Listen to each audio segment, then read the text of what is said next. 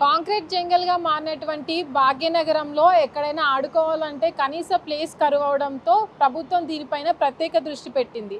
ఎక్కడైతే ఫ్లైఓవర్స్ కింద ఖాళీ ప్రదేశాలు విశాలంగా ఉంటాయో అలాంటి ప్రదేశాలలో ఎంచుకొని అక్కడ ఉన్నటువంటి వారికి ప్లే గ్రౌండ్స్‌ని అందిస్తుంది. మనం ప్రస్తుతం షేక్‌పేట్‌లోని ఫ్లైఓవర్ కింద ఉన్నాము. ఈ ఫ్లైఓవర్ షేక్‌పేట్‌లోని బృందావన్ కాలనీ నుంచి రాయదుర్గంలో ఉన్నటువంటి మల్కం చెరువు వరకు ఉంటుంది. ఇక్కడ ఉన్నటువంటి ఫ్లైఓవర్ కింద ఉన్న ప్లేస్‌ను ఏదైతే ఉందో అక్కడ 1వ పిల్లర్ నుంచి 7వ పిల్లర్ వరకు ప్లే గ్రౌండ్స్ని ఏర్పాటు చేయబోతున్నారు. ఇక్కడ ఉన్నటువంటి షేక్‌పేట్‌లోని స్పోర్ట్స్ ఎరేనా పేరుతోటి దాదాపు 2 కోట్ల వ్యయంతో ఈ ప్లే గ్రౌండ్స్ని ఏర్పాటు చేయబోతున్నారు. ఇక్కడ ఏవైతే ప్లే గ్రౌండ్స్ని ఏర్పాటు చేస్తున్నారో ఆ వస్తువులన్నీ రోడ్ పైన పడకుండా ఇక్కడ ప్రత్యేకంగా ఇనుప కంచెను అయితే ఏర్పాటు చేస్తున్నారు.